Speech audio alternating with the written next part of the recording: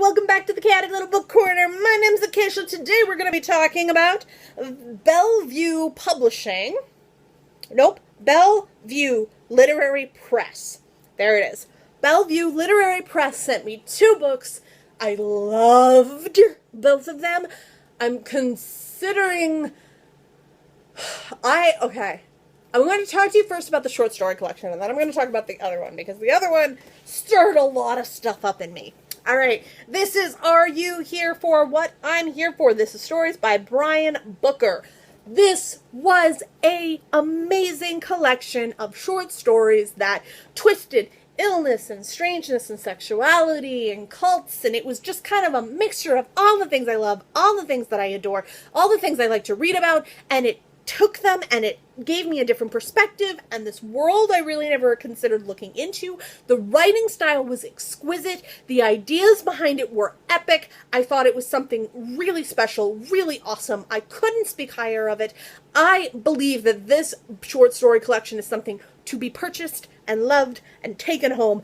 I don't understand why Bellevue Literary Press is not getting more love and epic raising up. I think this was something completely new age, and it's just, it touches on everything. It's surreal and polished and beautiful and epic, and I think absolutely everybody who loves short stories needs to get their hands on it. Okay.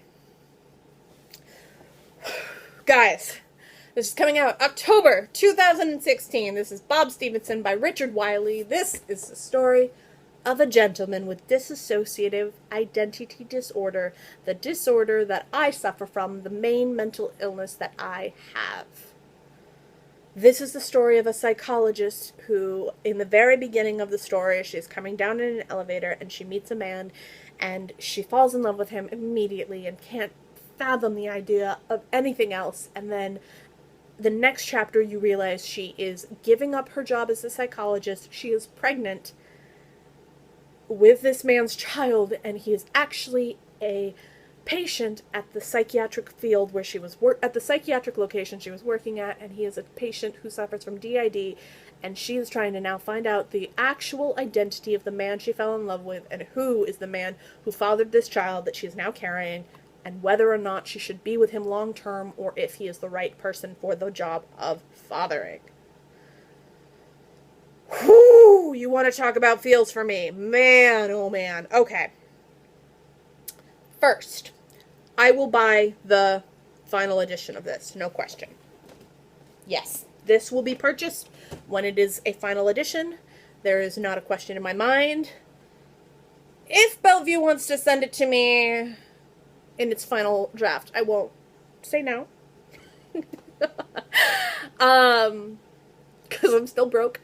But, no, I will definitely purchase this.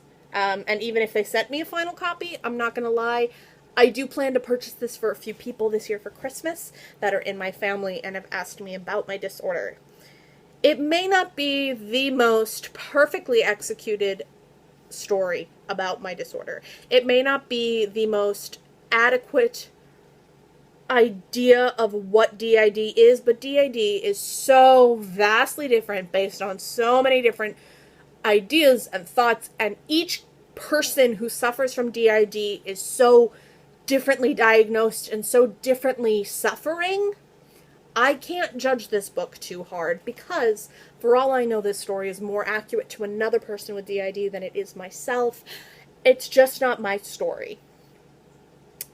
The character who has DID, Bob, is, he's beyond wonderful, and he's charming, and he's fabulous, and his alters are realistic and honest depictions of differences in alters. They are, although, okay, that is one thing that bothers me, is they use the word alter at one point, and I have not suffering from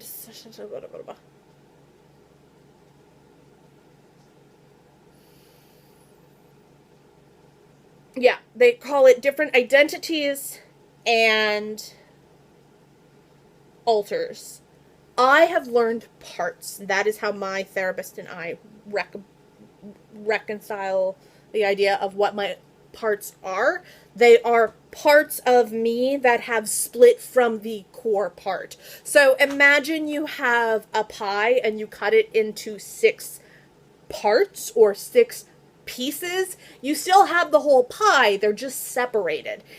It's not like they are completely out of nowhere, something completely different from me.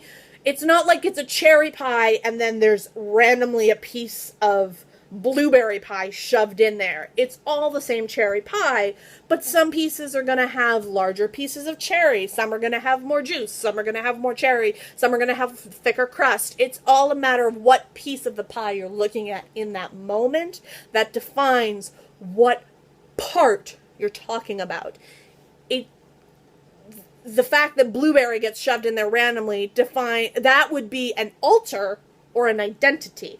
It is a blueberry. It is a different identity than a cherry. But it still should be a cherry because it's part of the initial pie. Does that make sense? So that's my only weird thing.